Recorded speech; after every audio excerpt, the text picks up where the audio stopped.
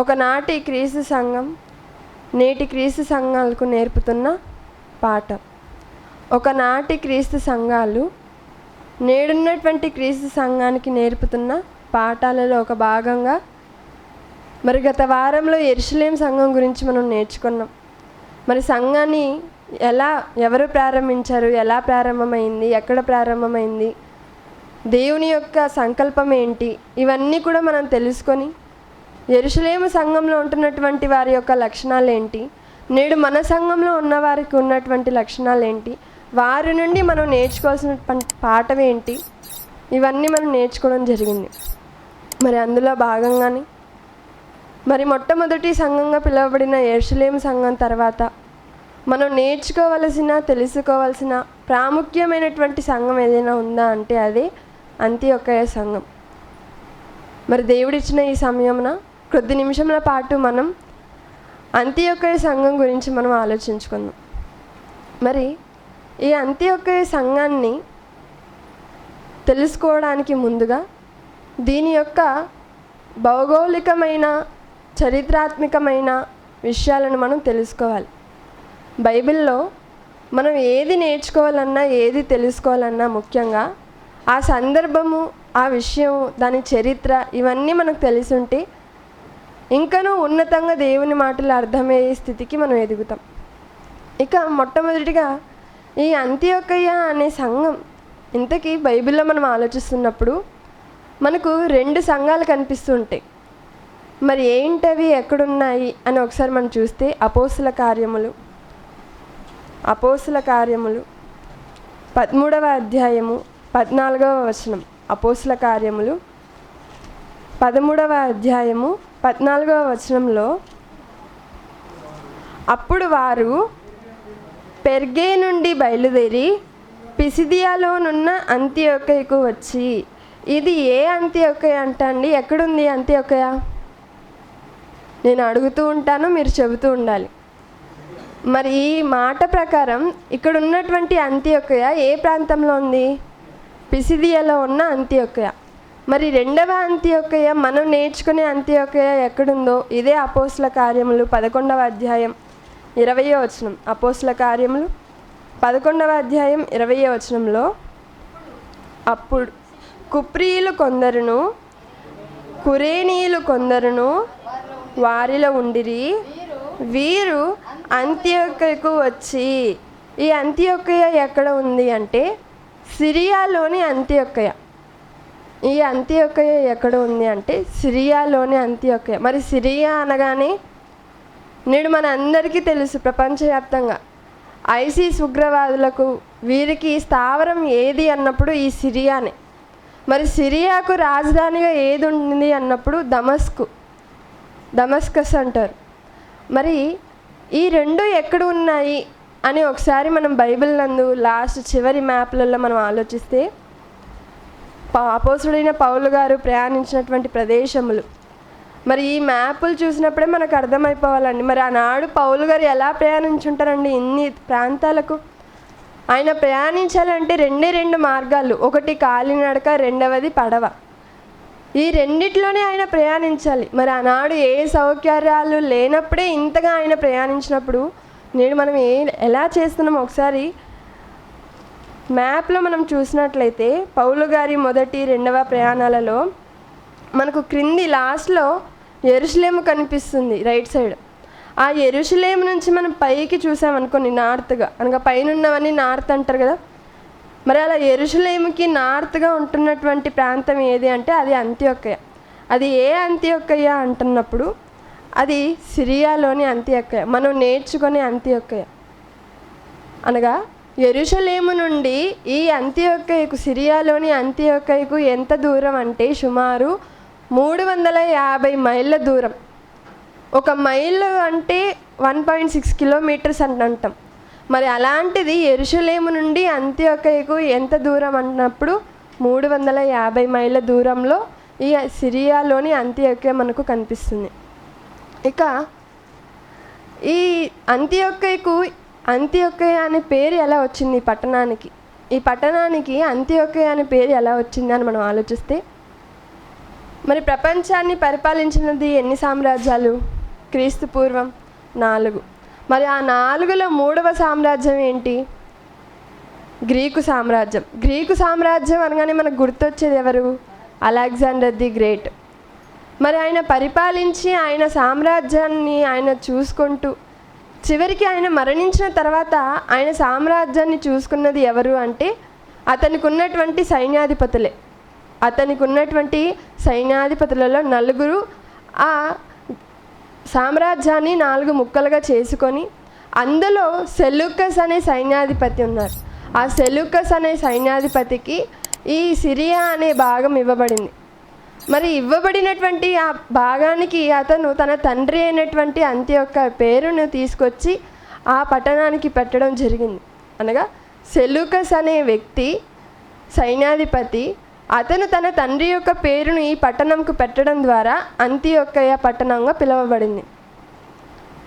ఇక ఈ అంత్యోకయ పట్టణం గురించి మనం ఆలోచిస్తున్నప్పుడు ఇది వారంటీర్ అనే ఒక చిన్న నదిని ఆనుకొని ఉన్న పట్టణంగా మనకు కనబడుతుంది.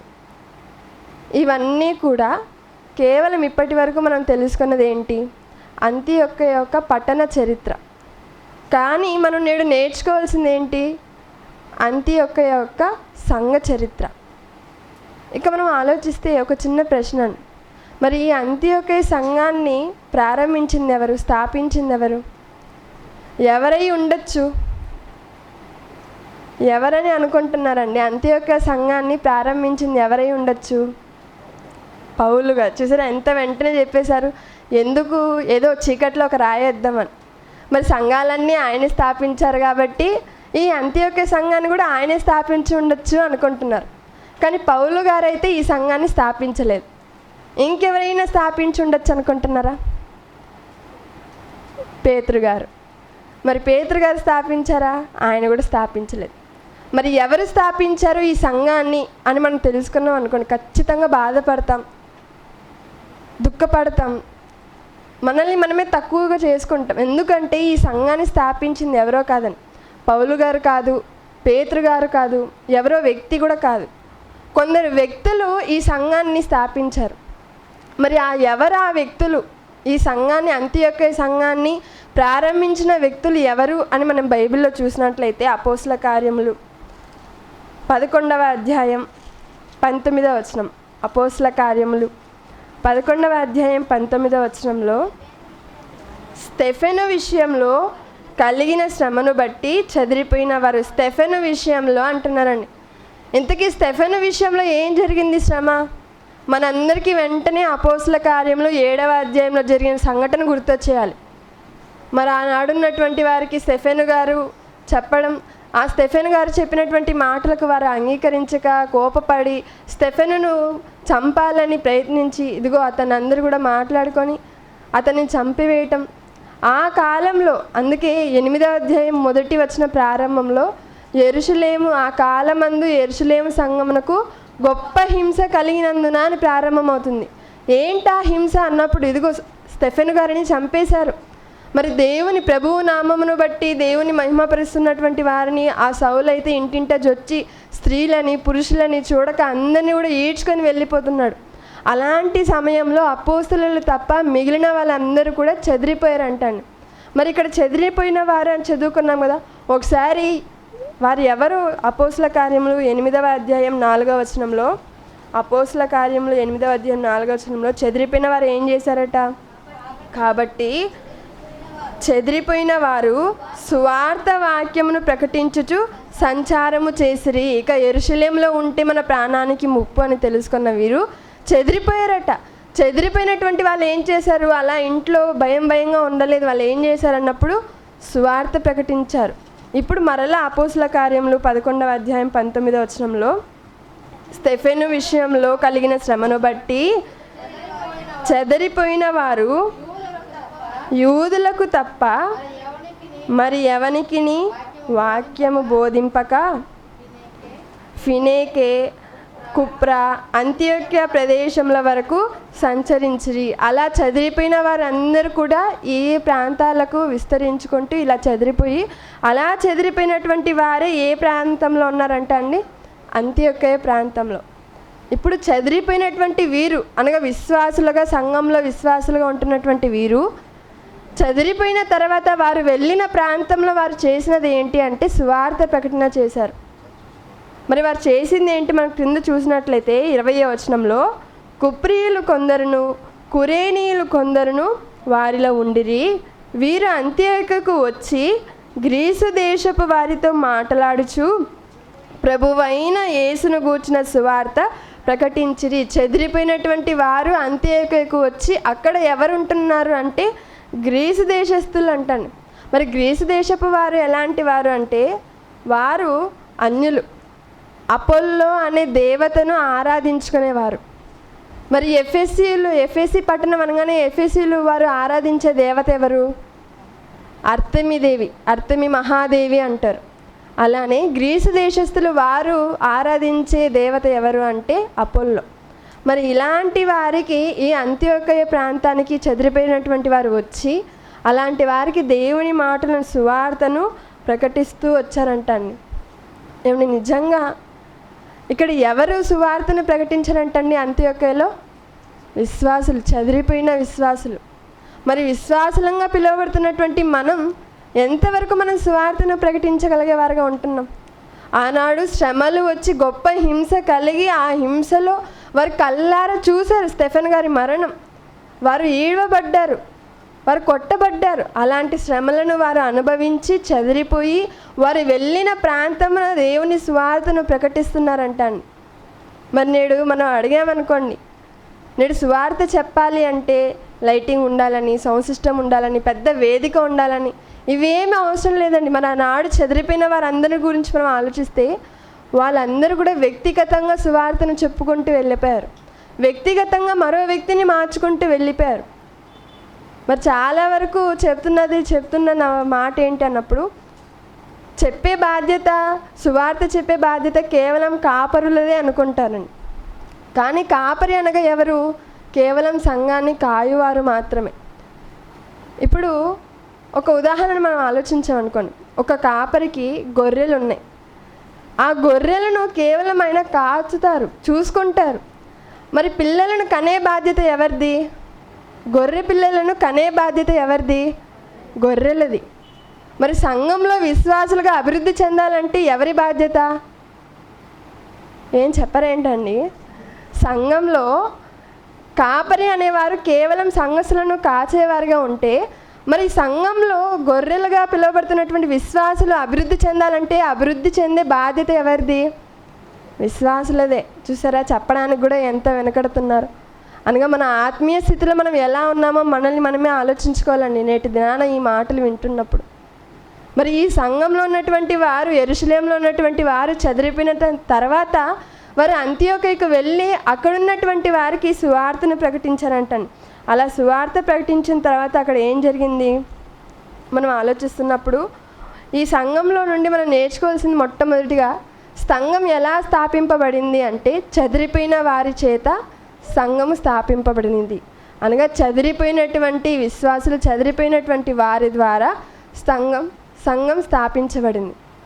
ఇక రెండవది, ఈ యెరూషలేములో ఉన్నటువంటి పెద్దలు ఉంటారు కదండి. ఈ యెరూషలేములో ఉన్నటువంటి పెద్దలు, అపోస్తలులు వాళ్ళందరూ కూడా యెరూషలేములోనే ఉన్నారు కదా. మరి అక్కడ ఉన్నటువంటి వాళ్ళందరూ కూడా ఒక పెద్ద మీటింగ్ పెట్టుకున్నారంటాను. ఏమని? ఇదిగో చెదిరిపోయినటువంటి విశ్వాసులు అనగా మన సంఘంలో నుండి వెళ్ళిపోయిన వారందరూ కూడా వారు వెళ్ళి వారి ప్రాణాలను లెక్క చేయక వారు సువార్తను ప్రకటిస్తూ ఒక సంఘంగా ఏర్పడి ఉన్నారు అంత్యోక్యలో. మరి అలా సంఘంగా విశ్వాసులే సంఘాన్ని స్థాపించుకున్నారు కాబట్టి ఆ సంఘాన్ని ఇంకనూ అత్యధికంగా బలపరచడం కొరకు మనం ఎవరినైనా ఒక మంచి వ్యక్తిని, మంచి సువార్తికుని ఆ సంఘానికి పంపాలి అనుకున్నదండి. అలా చర్చించుకొని పంపిన వ్యక్తి ఎవరు అని మనం ఆలోచిస్తే అతనే బర్నబా గారు. మరి బర్నబా గారిని ఎందుకు పంపించవలసింది వచ్చిందంటే, మొట్టమొదటి అతను కుప్రలో పుట్టిన లేవీయుని అంటాడు బర్నబా గారు. మరి ఇక్కడ చెదిరిపోయిన వారిలో ఎవరున్నారు అన్నప్పుడు కుప్రీయులు ఉన్నారు. మరి వారికి ఎటువంటి సమస్య ఉండదు కాబట్టి బర్నబా గారిని పంపించడం జరిగింది. ఇదే కారణం అని అనుకుంటే పొరపాటని. మరి బర్నబా గారికి కూడా మంచి సాక్ష్యం ఉంది సంఘంలో. అతని పంపించుటకు గల కారణం ఏంటో ఒకసారి అపోస్తల కార్యములు 4వ అధ్యాయం చివరి మాటల్లో మనం చూసినట్లయితే, అపోస్తల కార్యములు 4వ అధ్యాయం 36, 37 వచనాలలో, కుప్రలో పుట్టిన లేవీయుడగు యోసేపు అను ఒకడుండెను. ఇతనికి అపోస్తలులు హెచ్చరిక పుత్రుడు అని అర్థమిచ్చు బర్నబా అను పేరు పెట్టి ఉండిరి.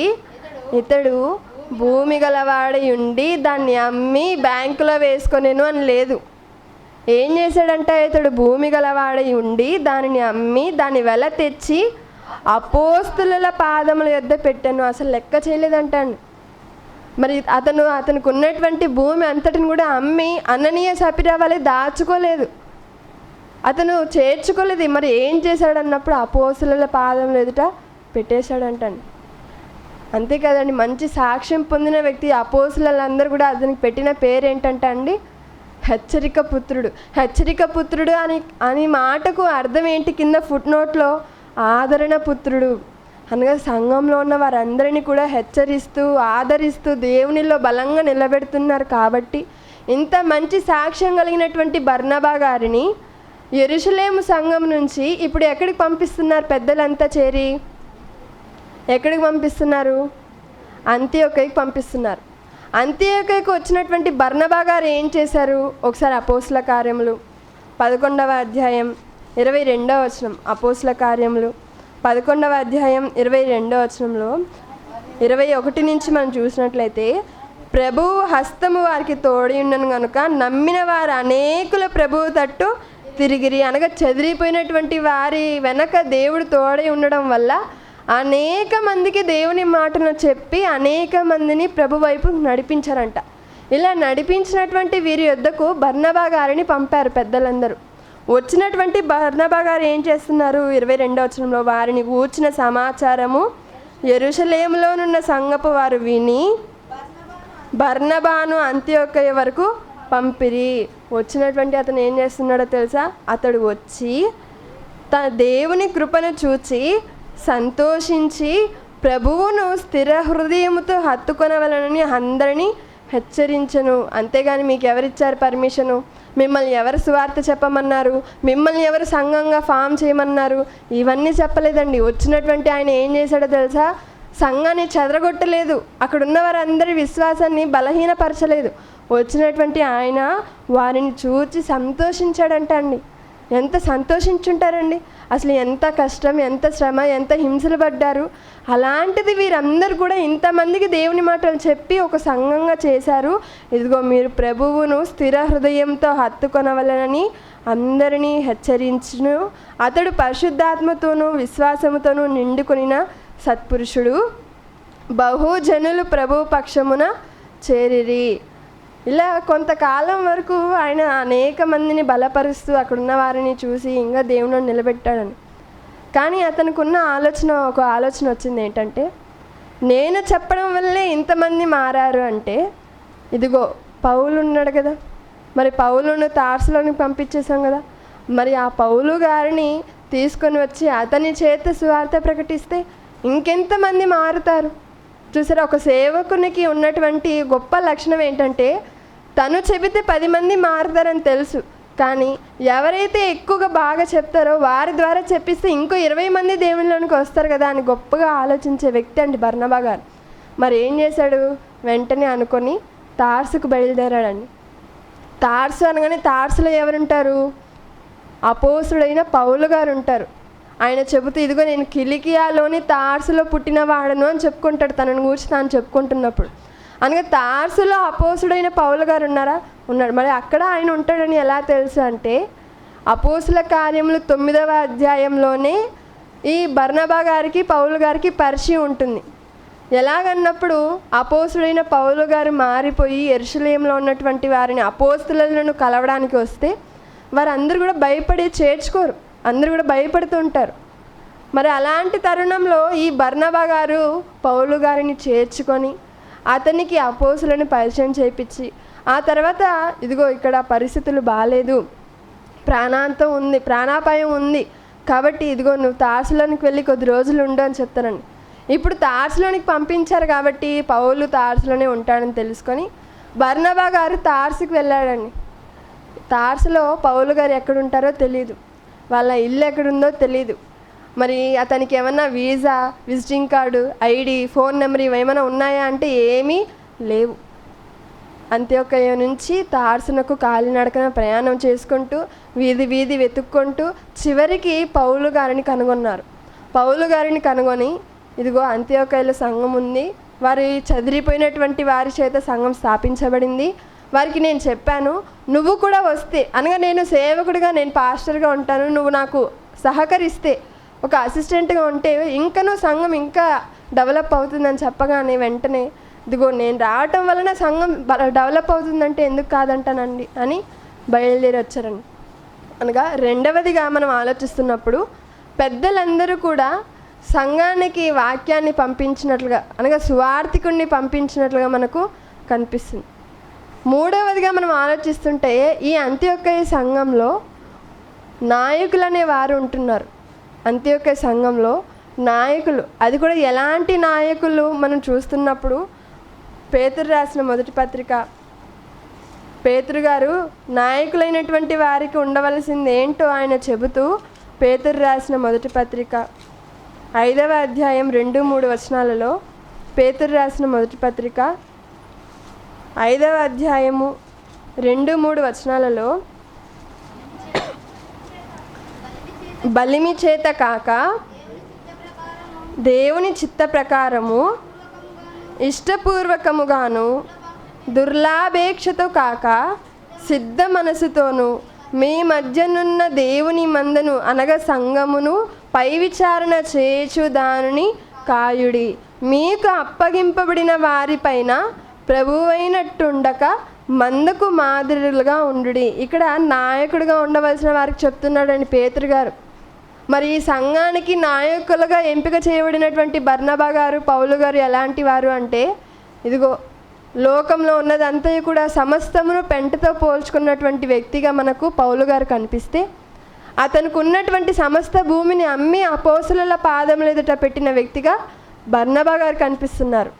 అనగా అపోస్తలుడైన పౌలు గారు కానివ్వండి, బర్నబా గారు కానివ్వండి, వీరికి ధనాపేక్ష లేదు కాబట్టి వీరు నాయకులుగా ఉన్నారు. అలా ఉంటూ వీరు ఎలా ఉండాలో తెలుసు, ఇదిగో మీరు ప్రభువైనట్టు ఉండక మందకు మాదిరులుగా ఉండుడి. అనగా సంఘంలో నాయకులుగా ఒకవేళ ఉంటే, సంఘంలో పెద్దలుగా ఉంటే, సంఘంలో పెద్దలుగా ఉంటుంటారు కదండి, సంఘంలో పెద్దలుగా, నాయకులుగా, కాపలుగా, ఇలా పెద్దలుగా ఉంటున్నటువంటి వారు కానీ నాయకులుగా ఉంటున్నటువంటి వారు కానీ ఎలా ఉండాలి అంటే ప్రభువు వలె ఉండకూడదు. ఆ కుర్జీ తెచ్చి ఇలా వేయి, ఇది తీసి అక్కడ పెట్టు, ఇలా మనం చెప్పకూడదు. ఎలా ఉండాలి అంటే మాదిరిగా ఉండాలి. మనమే వెళ్ళి ఏదైనా చేస్తున్నాం అనుకోండి పని, వెంటనే మరొకరు వచ్చి అమ్మ నువ్వు ఎందుకు చేస్తున్నావు, మేము చేస్తాంలే అంటారు. అలా ఉండక నేను అది ఇక్కడ పెట్టండి, ఇది తీసి అక్కడ పెట్టండి, ఇదేంటి ఇలా ఉంది అని ఇలాంటివి మనం చేయకూడదు. మరి ఎలా ఉండాలంటే మాదిరిగా ఉండాలి. పౌలు గారు కానీ బర్నబా గారు కానీ ఎలా ఉన్నారు అంటే సంఘానికి మాదిరిగానే ఉన్నారు. ధనాపేక్ష లేదు, లోకంలో ఉన్నది అది కోరుకోలేదు, ధనాన్ని వారు ఉంచుకోవాలనుకోలేదు. మరి అలాంటి వారు నాయకులుగా ఉంటే ఆ సంఘం ఎంత బాగుంటుందండి. అనగా అదృష్టం కలిగినటువంటి సంఘంగా మనం భావించవచ్చు. ఏది అన్నప్పుడు అంత్యోకయ సంఘం. మరి నాలుగవదిగా మనం చూస్తున్నప్పుడు ఈ సంఘంకు ఉన్నటువంటి మరొక గొప్ప లక్షణం ఏంటి, దేవుడిచ్చినటువంటి ప్రాధాన్యత ఏంటి అని మనం చూస్తే అపోస్తల కార్యములు 11వ అధ్యాయం 26వ వచనంలో, అపోస్తల కార్యములు 11వ అధ్యాయం 26వ వచనంలో, అపోస్తల కార్యములు 11వ అధ్యాయం 26వ వచనంలో, వారు కలిసి 1 సంవత్సరం అంతయు సంఘంలో ఉండి బహుజనమునకు వాక్యము బోధించిరి. ఎవరు? పౌలు, బర్నబా, వారిద్దరూ కలిసి 1 సంవత్సరం పాటు అంత్యోక సంఘంలో వాక్యాన్ని చెప్పి అనేక మందికి దేవుని మాటలు చెప్పి ప్రభువులోనికి నడిపించారంటండి. తర్వాత ఏం జరిగింది? అపోస్తల కార్యములు 11వ అధ్యాయం 26వ వచనంలో, మొట్టమొదటిగా అంత్యోకయలో శిష్యులు క్రైస్తవులు అనబడిరి. ఇదండి వారికి ఇచ్చినటువంటి ప్రాధాన్యత. ఎక్కడి నుంచి శిష్యులు అనబడిన వరకు క్రైస్తవులు అనబడ్డారంట అండి? అంత్యోకయలో. మొట్టమొదట అంత్యొక్కలో శిష్యులు క్రైస్తవులు అనబడి అప్పటి వరకు శిష్యులుగా పిలువబడ్డారు ప్రతి ఒక్కరు. కానీ క్రైస్తవులుగా ఎప్పటి నుంచి పిలువబడ్డారు అంటే ఇదిగో అంత్యొక్కలో నుండి ప్రారంభమైంది. మరి ఏంటండి, శిష్యులు వేరు క్రైస్తవులు వేరా అంటే అవునండి, శిష్యులు క్రైస్తవులు ఇద్దరు ఒకటి కాదు. మరి శిష్యులైనటువంటి వారు ఎవరు, వారు ఏం చేయాలి అని మనం చూస్తే యేసుక్రీస్తుల వారు చెబుతూ లూకాసు వార్త 9వ అధ్యాయం 23వ వచనం, లూకాసు వార్త 9వ అధ్యాయం 23వ వచనంలో, లూకాసు వార్త 9వ అధ్యాయం 23వ వచనంలో, మరియు ఆయన అందరితో ఇట్లా, నేను ఎవడైనను నన్ను వెంబడింపగోరిన ఎడల, ఎవడైనను శిష్యుడిగా ఉండగోరిన ఎడల, ఒక శిష్యుడిగా ఎవరైనా ఉండాలి అనుకుంటే వాడు ఏం చేయాలో తెలుసా, తన్ను తాను ఉపేక్షించుకొని ప్రతి దినము తన సిలువను ఎత్తుకొని నన్ను వెంబడింపవలెను. ప్రతి దినము తన్ను తాను ఉపేక్షించుకోవాలి, ప్రతి దినము తన సిలువను ఎత్తుకొని నన్ను వెంబడింపాలి. ఇది శిష్యుని యొక్క బాధ్యత. మరి ఆనాడు శిష్యులుగా ఉన్నటువంటి వారు క్రైస్తవులు అనబడ్డారేమో, కానీ క్రైస్తవులంగా అయినటువంటి మనము శిష్యులంగా మారలేమని. మనం క్రైస్తవులుగా ఎలా అయ్యాము అంటే ఇదిగో బాప్తిస్మం ద్వారా మనము క్రైస్తవులుగా పిలువబడుతున్నాం. నేడు ప్రపంచ జనాభా సుమారు 850 కోట్లు అయితే అందులో క్రైస్తవులు ఎంతమంది అంట, సుమారు 400 కోట్లకు పైగానే క్రైస్తవులు ఉన్నారు. మరి వీరందరూ కూడా శిష్యులు కాదు, గమనించాలండి. ఎవరైతే ఈ 400 కోట్లకు పైగా క్రైస్తవులుగా పిలువబడుతున్నారో వీరందరూ కూడా శిష్యులుగా కాలేరు. మరి శిష్యులుగా అవ్వాలంటే ఏం చేయాలో తెలుసా, ప్రతి దినము దేవుని పనిలో ఉండాలి, ప్రతి దినము దేవుని మాటలు చెప్పాలి, ప్రతి దినము అనగా యేసుక్రీస్తుల వారు ఎలాగైతే దేవుని మాటలు చెప్పారో అలాగే మనం కూడా ఆయన బాటలో నడిచినప్పుడే శిష్యులుగా పిలువబడతాం. అనగా మూడవ అర్హతగా సంఘంలో మూడవ లక్షణంగా మనకు కనిపిస్తున్నది ఏంటి అన్నప్పుడు ఇదిగో అంత్యొక్కయ సంఘంలో ఉన్నటువంటి వారే మొట్టమొదటిగా క్రైస్తవులు అనబడిరి. ఇక నాలుగవది మనం ఆలోచిస్తున్నప్పుడు ఈ సంఘంలో ఉన్నటువంటి వారి మనసు ఎలాంటిదంటే వారు చాలా దాతృత్వం కలిగిన వారండి. ఏంటి, సంఘంలో ఉన్నవారు దాతృత్వం కలిగిన వారేనా అని ఒకసారి మనం బైబిల్లో చూస్తే అపోస్తల కార్యములు 11వ అధ్యాయం 27వ వచనంలో, అపోస్తల కార్యములు 11వ అధ్యాయం 27వ వచనంలో, ఆ దినముల యందు ప్రవక్తలు యెరూషలేము నుండి అంత్యొక్కయకు వచ్చిరి. వారిలో అగబు అను ఒకడు నిలవబడి భూలోకమంతటా గొప్ప కరువు రాబోచున్నదని ఆత్మ ద్వారా సూచించెను. అది క్లౌదియ చక్రవర్తి కాలమందు సంభవించెను. అప్పుడు శిష్యులలో ప్రతివాడును తన తన శక్తి కొలది యూదయలో కాపురం ఉన్న సహోదరులకు సహాయము పంపుటకు నిశ్చయించుకొనెను. ఇక్కడ మనం ఆలోచించామనుకోండి, యెరూషలేములో ఉన్నటువంటి పెద్దలు ప్రవక్తలు ఇక్కడ అంత్యొక్కయ సంఘానికి వచ్చారంట. వచ్చినటువంటి వారు ఒక చిన్న సమావేశం ఏర్పాటు చేసుకొని ఇదిగో వారిలో ఒక ప్రవక్త అగబు అనే ప్రవక్త లేచి ఇదిగో భూలోకమందంతటా గొప్ప కరువు రాబోతున్నది, అది కూడా క్లౌదియ చక్రవర్తి పరిపాలిస్తున్న కాలంలో రాబోతుంది అని చెప్పగానే అక్కడ ఉన్నటువంటి వారు ఆ మాట వినిన వారు ఏం చేశారో తెలుసా, 29వ వచనంలో, అప్పుడు శిష్యులలో ప్రతివాడును, చదువుకుంటూ వెళ్ళిపోతే మనకు అర్థం కాదండి, అక్కడ వ్రాయబడిన మాట ఏంటి తెలుసా, శిష్యులలో ప్రతివాడును, ప్రతి ఒక్కరు కూడా ఇచ్చారంటండి. నా దగ్గర 30 ఉందండి, నేను ఎలా ఇవ్వగలను, నా దగ్గర 5 ఉందండి, నేను ఎలా ఇవ్వగలను అని అనలేదండి. ప్రతివాడు ఇచ్చాడంటండి. ప్రతివాడును తన శక్తి కొలది 1000 ఇవ్వగలవా, 1000 ఇచ్చారు. 5 రూపాయలు ఇవ్వగలవా, 5 ఇచ్చారు. అనగా తమ శక్తి కొలది ప్రతివాడు ఇచ్చాడంటండి. మరి సంఘంగా కూడుకుంటున్నటువంటి మనం ఏదైనా ఒక కార్యక్రమాన్ని చేపట్టాలని తలిచినప్పుడు మనలో ప్రతి ఒక్కరం ఇవ్వగలుగుతున్నామా అండి? ఒకవేళ నేను ఇవ్వలేని స్థితిలో నేను లేనండి అని అనుకుంటే పని చేయొచ్చు, దేవుని పని చేయొచ్చు, దేవుని పనికి సహకారం కూడా మనం అందించవచ్చు. ఒకవేళ నేను ఇవ్వలేను అనుకుంటున్నామా, అప్పుడు చేసేవారికి మనం పని సహాయం కూడా చేయొచ్చండి. కానీ ఇలాంటిది మన సంఘంలో ఉందా? ప్రతివాడు ఇచ్చాడంటండి. మరి నేడు జరుగుతున్నటువంటి కార్యక్రమంలో ప్రతి ఒక్కరు ప్రతి దాంతో పాల్గొనేవారుగా ఉంటున్నామా? ఆలోచించాలి. అనగా ఈ సంఘంలో ఉన్న వారు అందరూ కూడా ఎలాంటి వారు అంటే దాతృత్వం కలిగినటువంటి వారుగా మనకు కనిపిస్తున్నారు. ఇక 5వదిగా మనం చూస్తున్నప్పుడు ఈ సంఘంలో ఉన్న వారందరూ కూడా ప్రార్థనా పరులట అండి. చాలామంది ప్రార్థనను తీసి పాడేస్తుంటారు. ఏంటండి నేను ఇంత పని చేస్తున్నాను దేవుని పని, మరి ప్రార్థన ఎందుకండి దేవుడికి తెలుసు కదా అనుకుంటే పొరపాటండి. యేసుక్రీస్తుల వారు కూడా పగలంతా దేవుని పని చేసి రాత్రి ఆ ఒలివల కొండ మీదకి వెళ్ళిపోయి ఆయన ఏం చేసుకునేవాడట అండి? ప్రార్థన చేసుకునేవారు. మరి సంఘంగా ఉంటున్నటువంటి మనం కూడా ప్రార్థన చేయాలి. మరి ఈ సంఘంలో ఉన్నవారు నిజంగా ప్రార్థన పరులైన ఒకసారి అపోస్తుల కార్యములు 13వ అధ్యాయం ప్రారంభ మాటల్లో మనం చూసినట్లయితే అపోస్తుల కార్యములు 13వ అధ్యాయం ప్రారంభంలో అంతియొక్కయలోనున్న సంఘములో బర్నబా, నిగేరనబడిన సుమయోను, కురేనీయుడైన లూకియా, చతుర్థాధిపతి అయిన హేరోదుతో కూడా పెంచబడిన మనయేను, సౌలు అను ప్రవక్తలను బోధకులను ఉండిరి. ఈ సంఘంలో ప్రవక్తలు బోధకులు ఉన్నారంటండి. మరి ప్రవక్తలుగా బోధకులుగా ఉన్నటువంటి వీరు ఏం చేశారంట? వారు ప్రభువును సేవించుచు ఉపవాసము చేయుచుండగా, ఏంటండి దేవుని సేవిస్తూ ఉపవాసం ఉన్నారంటండి. మరి ఏదైనా ఒక తరగతి ఉంది అని చెప్పామనుకోండి, కొంతమంది వస్తారు. అదే తరగతి అనగా వాక్యం చెబితే వినడానికి కొంతమంది వచ్చారనుకోండి. అదే ప్రార్థన కేవలం ప్రార్థనకే ఉంది, ప్రార్థనకి రండి అంటే ఎంతమంది రాగలం? మరలా అందులో ఉపవాస ప్రార్థనలు ఉన్నాయని చెప్పామనుకోండి, ఎవరైనా వస్తారా? కేవలం పాస్టర్ గారి అమ్మ, పాస్టర్ అమ్మ, వీరు ఇరువురే ఉండవలసిన పరిస్థితి. ఎందుకు అంటే విశ్వాసంలో అంత బలహీనులైపోయాం. కానీ సంఘంగా ఉంటున్నటువంటి మనలో ఉండవలసినటువంటి గొప్ప లక్షణం ఏంటో తెలుసా?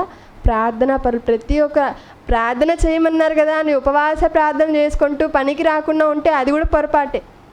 మరి ఎప్పుడు చేయాలి అంటే పని ఉన్నప్పుడు పని చేయాలి, పని లేనప్పుడు ప్రార్థన చేయాలి. మరి ఈ సంఘంలో ఉన్న వారందరూ కూడా ఏం చేశారంట? వారు ప్రభువును సేవించుచు ఉపవాసము చేయుచుండగా పరిశుద్ధాత్మ నేను బర్నబాను సౌలును పిలిచిన పని కొరకు వాని నాకు ప్రత్యక్షపరచుడని వారితో చెప్పాను. అనగా వీరు ప్రార్థనా పరులండి. ఈ సంఘంలో ఉన్న వారందరూ కూడా ఎలాగంటే నేను ప్రవక్తని, నేను బోధకుణ్ణి, నేను ఉపవాస ప్రార్థన చేయవలసిన అవసరం ఏమొచ్చింది అనుకోలేదు. ప్రతి ఒక్కరు కూడా ప్రార్థన చేశారంటండి. ఇక ఈ సంఘంలో నుండి మనం నేర్చుకోవాల్సిన 6వది ఏంటో తెలుసా? ఈ సంఘంలో ఉన్నవారు సేవకులను సేవ నిమిత్తం పంపించారండి. అనగా సేవకులను సేవకు పంపుతున్న గొప్ప సంఘంగా మనకు ఈ అంత్యోక్య సంఘం కనిపిస్తుంది. మరేంటి నిజంగా సేవకు పంపించారండి. 3వ వచనం మనం చూసినట్లయితే మరి వారు ప్రార్థన చేస్తున్నప్పుడు పరిశుద్ధాత్మ వారికి చెప్పారట, ఇదిగో పౌలును బర్నబాను నేను ఎంపిక చేసుకున్నాను సువార్తకి, వారిని ప్రత్యక్షపరచుడని. అలా వారు ప్రత్యేకపరిచిన తర్వాత అంతటా వారు ఉపవాసం ఉండి ప్రార్థన చేసి వారి మీద చేతులుంచి వారిని పంపిరి, వారిని సేవకు పంపారంటండి. ఒకసారి మనం ఆలోచించామనుకోండి, ఈ అంత్యోక్య సంఘంలో ఉన్న వారు సేవకు పంపడం వల్లనే పౌలు గారు మొదటి ప్రయాణంలో ఎన్నో సంఘాలను ఆయన స్థాపించడానికి కారకులయ్యారు ఈ సంఘంలోని వారు. మరి మొదటి ప్రయాణంలో మనం చూస్తున్నప్పుడు వారు ఇదిగో సిరియాలోని అంత్యోక్యలో బయలుదేరి పాపు, పెర్గే, మరి పిసిదియాలోని అంత్యోక్య, ఈకోనియా, లుస్త్రా, దెర్బే ఈ ప్రాంతాలలో అంత సంఘాలుగా ఎలా స్థాపించబడింది అంటే కేవలం పౌలు బర్నబా గారి వల్లే. మరి వీరు వెళ్ళడానికి కారకులు ఎవరు అంటే ఇదిగో అంత్యోక్యలో ఉన్నటువంటి వీరే. అలానే 2వ ప్రయాణంలో మనం చూస్తున్నప్పుడు ఇదిగో లుస్త్రా, త్రోయ, మళ్ళా అంత్యోక్య నుంచి బయలుదేరి లుస్త్రా, త్రోయ, ఏథెన్స్, బెరయ, కొరింథీ, ఎఫెసు ఇలా ఈ సంఘాలన్నీ కూడా ఎలా స్థాపించబడ్డాయి అంటే వీటన్నిటి కూడా కారణం అంత్యోక్య సంఘంలో ఉన్నటువంటి వారు తమ సేవకులను సేవ నిమిత్తం పంపి అనేక సంఘాలకు స్థాపించుకోవడానికి కారణమయ్యారండి. అనగా ఇదిగో ఈ ప్రాంతాలలో సంఘం ఉందంటే దానికి కారణం ఎవరు? పౌలు బర్నబా గారు ఇక్కడికి వచ్చారంటే దానికి కారణం ఎవరు? ఇదిగో అంత్యోక్యలో ఉన్నటువంటి సంఘం వారు దేవుని పని నిమిత్తం సేవకులను పంపించారంటండి. మరి నేడున్నటువంటి సంఘంగా పిలువబడుతున్నటువంటి మన సేవకులని పంపించే పరిస్థితులు ఉన్నామా? లేదు. మన సంఘ సేవకులు ఎలా ఉండాలంటే మనతోనే ఉండాలి. మన పుట్టినరోజులకి, మన ఇంట్లో కార్యక్రమాలకి, మన ఫంక్షన్లకి, అనగా చనిపోయిన రోజు, పుట్టినరోజు, ప్రతి ఒక్క కార్యక్రమానికి మన చుట్టే ఉండాలి. మనకే వాక్యం చెప్పాలనుకుంటాం. కానీ ఆనాడు అంత్యోక్య సంఘంలో ఉన్నవారు ఏం చేశారంటే అండి, ఇదిగో మీరు వెళ్ళండి, మీరు సువార్త ప్రకటించండి అని సువార్తకులను సేవకు పంపించినట్లుగా మనకు కనిపిస్తుందండి. ఇంకా చివరిగా 7వదిగా మనం ఆలోచిస్తే, ఇప్పుడు ఇంత గొప్పగా డెవలప్ అవుతున్న సంఘంలో ఒక సమస్య వచ్చిందండి. మరి సంఘంలో సమస్యలు అనేవి చాలా సహజమే. మరి ఈ అంత్యోక్య సంఘంలో కూడా ఒక చిన్న సమస్య వచ్చింది. ఆ సమస్య దేని నిమిత్తము అంటే బోధ విషయంలో. మరి ఈ పౌలు బర్నబాగాలు ప్రయాణాలు చేసుకుంటూ సువార్తలో వెళ్ళిపోతున్న టైంలో సంఘంలోనికి పరిశీలనటువంటి వారు కొందరు వచ్చి, ఇదిగో మీరు ఎలా క్రైస్తవులు అనబడిరి అనగా, ఇదిగో మేము బాప్తిస్మం ద్వారా అని చెప్తే, బాప్తిస్మం తీసుకుంటే సరిపోదు, సున్నతి కూడా చేసుకోవాలి, సున్నతి పొందిన వారే క్రైస్తవులుగా పిలువబడతారు, మీరు బాప్తిస్మం తీసుకున్నారు కానీ సున్నతి కూడా మీరు తీసుకోవాలి అని కలవరపరిచేశారండి. మరి పౌలు బర్నబాలు వచ్చేసరికి తిరిగి సంఘంలో అంతా గలిబిడి ఏర్పడిపోయింది. మరి సున్నతి తీసుకోవాలంటున్నారు, మీరేమో బాప్తిస్మం చాలంటున్నారు, ఏంటి మరి ఏం చేయాలి అన్నప్పుడు వీరు చక్కగా, ఈ సంఘంలో ఉన్నవారు జాగ్రత్తగా వినాలని, ఈ సంఘంలో ఉన్నవారు చెదిరిపోలేదు, విడిపోలేదు, ఏం చేయలేదు. వీరు ఏం చేసేది తెలుసా, సమస్య వచ్చినప్పుడు కూర్చొని వారంతట వారే చక్కగా ఒక చర్చ పెట్టుకొని ఆలోచించారంట. ఒకసారి మనం చూసినట్లయితే అపోస్తుల కార్యములు 15వ అధ్యాయము 2వ వచనం. అపోస్తుల కార్యములు 15వ అధ్యాయము 2వ వచనంలో సమస్య ఏర్పడిందండి. ఆ సమస్యలో పౌలు బర్నబాలు ఒక పక్క, పరిశీలైనటువంటి వారు ఒక పక్క, సంఘంలో ఉన్న విశ్వాసులు ఒక పక్క, ముగ్గురు కూర్చొని మాట్లాడుకుంటున్నారు. అలా మాట్లాడుకుంటున్నటువంటి ఆ తరుణంలో పౌలునకును బర్నబాకును వారితో విశేష వివాదమును తర్కమును కలిగినప్పుడు ఈ అంశము విషయమై పౌలును బర్నబాయు తమలో మరి కొందరును యెరూషలేము సంఘమునకు అపోస్తలుల యొద్దకును పెద్దల యొద్దకును వెళ్ళవలనని సహోదరులు నిశ్చయించిరి. సమస్య వచ్చినప్పుడు మొదటిగా కూర్చున్నారంట. అనగా పౌలు బర్నబాలు ఉన్నారు, సంఘంలో ఉన్నటువంటి సహోదరులు ఉన్నారు, అలానే వారిని తప్పు త్రోవ పట్టించిన బోధకులు, తప్పు బోధ చేసినటువంటి పరిసయ్యులు కూడా ఉన్నారు. మరి ఈ పౌలు బర్నబాలు సహోదరుల ఎదుటనే పరిసయ్యులతో చర్చించుకుంటున్నారు. అక్కడ ఏం వ్రాయబడిందండి, విశేష వివాదము అనగా పెద్ద గొడవ అయిపోయింది. వీరు సున్నతి అవసరం లేదని, వీరు లేదు సున్నతి అవసరం ఉంది అని వారు. చివరికి ఇది పెద్ద గొడవ అయ్యేసరికి వీళ్ళు ఏం చేశారు, ఇది ఇక్కడ తెగేటట్టు లేదు, ఇదిగో హైకోర్టు అనగా సంఘం ఎక్కడ స్థాపించబడింది, సంఘాలన్నిటికీ కూడా మూలం ఏది అన్నప్పుడు యెరూషలేము సంఘం. మరి యెరూషలేము సంఘంలో పెద్దలు ఉన్నారు, అపోస్తలులు ఉన్నారు, ప్రవక్తలు ఉన్నారు, మరి వీరే మనకు సాల్వ్ చేయాలి అని అందరూ కూడా అక్కడికి వెళ్ళడం జరిగిందండి. అక్కడికి వెళ్ళారా, ఇదిగో అక్కడ తమలో మరి కొందరును యెరూషలేమునకు అపోస్తలుల యొద్దకును పెద్దల యొద్దకును వెళ్ళవలనని సహోదరులు నిశ్చయించినట్ట. వెళ్ళారు. వెళ్ళిన తర్వాత ఆ సమస్యను వారి ఎదుట ఉంచగా, ఇదిగో అందరూ కూడా చర్చించుకొని తేలిన ఫలితార్థం ఏంటి అంటే సున్నతి అవసరం లేదు.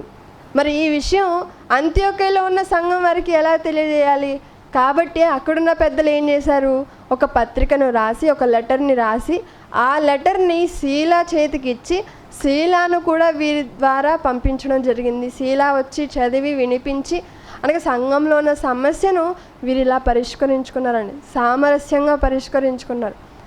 కాబట్టి మనం ఎలా ఉండాలి, అందుకే మా వాక్య పట్టణంగా చదువుకున్నాం కదండి. ఒకసారి ఎఫెసీలోకి రాసిన పత్రిక, చివరిగా ఎఫెసీలోకి రాసిన పత్రిక 4వ అధ్యాయము 1వ వచనంలో అపోస్తలుడైన పౌలు గారు ఎఫెసీలకు పత్రిక రాస్తూ 4వ అధ్యాయం 1వ వచనంలో, కాబట్టి మీరు సమాధానమను బంధము చేత ఆత్మ కలిగించే ఐక్యమును కాపాడుకొనుట యందు శ్రద్ధ కలిగిన వారై. ఎందుకు చెప్తున్నారండి ఈ మాట? అపవాదికి ఉన్నటువంటి ఒక బాణం ఏంటో తెలుసా, సంఘంలో సమస్యలను రేకెత్తించడమే. సమస్యలో ఒకరి ఎడల ఒకరికి మనస్పర్ధలు, వివాదములు, ఇవన్నీ కూడా, వీటన్నిటి కూడా కారణం ఏంటి అన్నప్పుడు అపవాదే. మరి వీటిని గుర్తించినటువంటి మనం ఏం చేయాలో తెలుసా, ఇప్పుడు ఒక కుటుంబంలో 4 ఉన్నారనుకోండి, 4 ఉన్న కుటుంబంలోనే సమస్య లేకుండా కుటుంబం ఏదైనా మనకు కనిపిస్తుందా అండి? లేదు. మరి కుటుంబాలన్నీ సంఘంగా చేరినప్పుడు సంఘంలో సమస్యలు ఉండవా? ఉంటాయి. అప్పుడు ఏం చేయాలి, పోనీలే మా అమ్మే కదా, మా నాన్నే కదా, మా చెల్లే కదా, మా తమ్ముడే కదా అని మనం ముందుకు సాగిపోవాలి వారిని బలపరుస్తూ. అంతేకాని ఇది ఎందుకు చేసావు, అలా ఎందుకు అయ్యింది అని మాటల ద్వారా పోగొట్టుకునేవారుగా, మనస్పర్ధలకు గురయ్యేవారుగా ఉండకూడదని. అందుకే ఇక్కడ చెప్తున్నాడు, ఒకవేళ సంఘంగా ఐక్యంగా ఉండాలనుకుంటున్నారా, ఏం చేయాలో తెలుసు. సంఘంలో ఐక్యత ఉండాలి అంటే ఏం చేయాలి? మీరు సమాధానమను బంధము చేత ఆత్మ కలిగించే ఐక్యమును కాపాడుకునేటందు శ్రద్ధ కలిగి ఉండాలంట అండి. మనకి దేని ఎందు శ్రద్ధ? మన బంగారం మీద శ్రద్ధ. అంతేనా? మనం బంగారం వేసుకున్నాం అనుకోండి, రోజుకి 10 సార్లు చూసుకుంటూ ఉంటాం. ఉందా, ఎక్కడైనా ఊడిపోయిందా, ఎక్కడైనా దారిపోయిందా, పడిపోయిందా చూసుకుంటుంటామా? చూసుకుంటుంటాం. అలానే ఇంట్లో ఏదైనా ధనం పెట్టి వచ్చామనుకోండి, అది కూడా ఎక్కడ పెడతాము? బీరువాలో, లాకర్లో, మళ్ళీ సీక్రెట్ లాకర్లో పెట్టి ఆ సీక్రెట్ లాకర్కి లాక్కేసి, ఆ లాకర్కి లాక్కేసి, బీగాలకి తాళం వేసి, ఇంటికి తాళం వేసి, ఆ తాళపు చెవులన్నిటిని గట్టిగా మన చేతిలోనే పట్టుకొని తిరుగుతూ ఉంటాం. ఎందుకు? ధనం ఉంది. మరి వాటి మీద ఉన్నంత శ్రద్ధ దేని మీద ఉండాలంటే తెలుసా అండి? మీరు సమాధానమను బంధమును కాపాడుకోవాలి, దాని యందు మీరు శ్రద్ధ కలిగి ఉండాలి. అలా శ్రద్ధ కలిగి ఏం చేయాలో తెలుసా? మొట్టమొదటిగా ప్రేమతో ఒకరినొకడు సహించుకోవాలి, ప్రేమ కలిగి ఉండాలి, సహించుకునేవారుగా ఉండాలి. ఇదిగో మీరు పిలువబడిన పిలుపునకు తగినట్లుగా దీర్ఘశాంతము కలిగి ఉండాలట అండి. సంపూర్ణ వినయం కలిగి ఉండాలంటే యేసుక్రీస్తుల వారు ఎంత విధేయత చూపించాడండి. ఒకసారి యేసుక్రీస్తుల వారి గురించి మనం ఆలోచిస్తున్నప్పుడు, ఆయన పరలోకంలో ఎలా ఉండేవాడండి? దేవునితో సమానంగా ఉండేవాడు కదా. మరి అలాంటిది ఆయన ఈ భూమి మీదకి వచ్చిన తర్వాత ఆయన ప్రభువు వల్లే ఉన్నాడా? లేదు. ఎలా ఉన్నాడంటే దాసునిగా ఉన్నాడండి. మరి అంత ప్రభువు అంతటి వాడే ఈ భూమి మీదకి వచ్చి దాసుడిగా ఉంటున్నప్పుడు, దాసులమైన మనం ఎలా ఉంటున్నాము? ప్రభువు వల్లే ఉండకూడదు. మనం కూడా అధికారం చూపించేవారిగా ఉండకూడదు. ఎలా ఉండాలి అంటే వినయత, సంపూర్ణ వినయముతో ఉండాలట, సాత్వికముతో ఉండాలంటండి. ఈ 5 లక్షణాలు మనం ప్రతి ఒక్కరం కలిగి ఉంటే ఖచ్చితంగా సంఘం అనేది ఐక్యత కలిగి ఉంటుంది. ఇలా ఐక్యత కలిగినప్పుడు ఎలాంటి సమస్యలు వచ్చినా సమస్యను కూడా పరిష్కరించే సామర్థ్యం కలిగిన వారంగా ఉంటాం. అలా మనం ఉంటున్నప్పుడు అనేక మందిని, ఒకరు మరొకరికి వాక్యం చెప్పి అనేక మందిని సంఘంలోకి నడిపిస్తే ఎంతమంది అవుతారండి. కాబట్టి అంత్యోక్య సంఘం గురించి మనం ఆలోచిస్తున్నప్పుడు, ఇదిగో వారు చెదిరిపోయినటువంటి విశ్వాసుల చేత స్థాపింపబడిన సంఘంగా మనకు కనిపిస్తుంది. రెండవది గొప్ప నాయకులు కలిగినటువంటి సంఘంగా మనకు కనిపిస్తుంది. మూడవది వారు ప్రార్థనా పరులుగా మనకు కనిపిస్తుంది. అలానే వారు చేస్తున్నటువంటి పరిచయం, ఇదిగో సేవకు పంపించినట్లుగా కనిపించే సంఘంగా మనకు కనిపిస్తుంది. దాతృత్వం కలిగినటువంటి సంఘంగా మనకు కనిపిస్తుంది. మరి ఇన్ని లక్షణాలు, సమస్యను పరిష్కరించుకునే సంఘంగా కూడా మనకు కనిపిస్తుంది. మరి ఇలాంటి లక్షణాలు ఆ సంఘంలో మనకు కనిపిస్తున్నప్పుడు, నేర్చుకుంటున్నటువంటి మనం, తెలుసుకుంటున్నటువంటి మనం, మన సంఘం ఎందుకు అభివృద్ధి చెందట్లేదు, మన సంఘం ఎందుకు విస్తరించట్లేదు అంటే మనలో వీటిలో ఉన్నవి ఏవైనా తక్కువై ఉన్నాయేమో, వారిలో ఉన్నవి మనలో లేవేమో. అందుకే ఒకనాటి క్రీస్తు సంఘాలు నేటి క్రీస్తు సంఘాలకు నేర్పే పాఠం అన్నాం. మరి ఆనాడు ఉన్నటువంటి క్రీస్తు సంఘాలు ఎలా ఉన్నాయి, అవి ఎలా అంతలా విస్తరించాయి, మరి నేడు క్రీస్తు సంఘంగా పిలువబడుతున్న మనం ఎందుకు విస్తరించట్లేదు అంటే ఎక్కడో మనలోనే లోపాలు ఉన్నాయేమో. కాబట్టి మనం ఏం చేయాలి? వారిలో ఎలాగైతే బ్రతికారో ఆనాడు సంఘంగా పిలువబడిన వారు, అందుకే ఏం చెప్పారు? మీరు పిలువబడిన పిలుపునకు తగినట్లుగా. మనం అందరం చచ్చిన వారంగా ఉన్నాం కదండి, పాపముల చేతను అపరాధముల చేతను చచ్చిన వారంగా ఉంటున్నటువంటి మనలను యేసుక్రీస్తుల వారి ప్రేమ చేత, దేవుని ప్రేమ చేత మన అందరిని కూడా కడిగి పరిశుద్ధులుగా బాప్తిస్మం ద్వారా మనల్ని సంఘంలోనికి నడిపించారండి. మరి దేవుని రాజ్యంలోనికి వచ్చిన మనం, సంఘంగా పిలువబడుతున్నటువంటి మనం ఏం చేయాలి? సంఘ అభివృద్ధికి మనం పాల్పడే విషయంలోనే ఎప్పుడు ఉండాలి. మరి ఈ సంఘం గురించి మనం ఏం నేర్చుకున్నాము అంటే, ఇదిగో ఆ సంఘంలో దాతృత్వం కలిగిన వారు ఉన్నారు, ప్రార్థనా పరులు ఉన్నారు. వారు ప్రతి ఒక్కరు కూడా ఎలా ఉన్నారంటే ఐకమత్యంగా ఉన్న, సమస్య వచ్చినప్పుడు పరిష్కరించుకునే వారుగా కనిపించారు. నాయకులను ఎంపిక చేసుకున్న వారుగా మనకు కనిపిస్తుంటారు. సేవకు పంపించిన వారుగా కనిపిస్తుంటారు. మరి వీరిలాగే మనందరం కూడా ఉండాలని ఈ మాటల చేత నన్ను నేను హెచ్చరించుకుంటూ మీ అందరినీ హెచ్చరిస్తూ ముగిస్తున్నాను.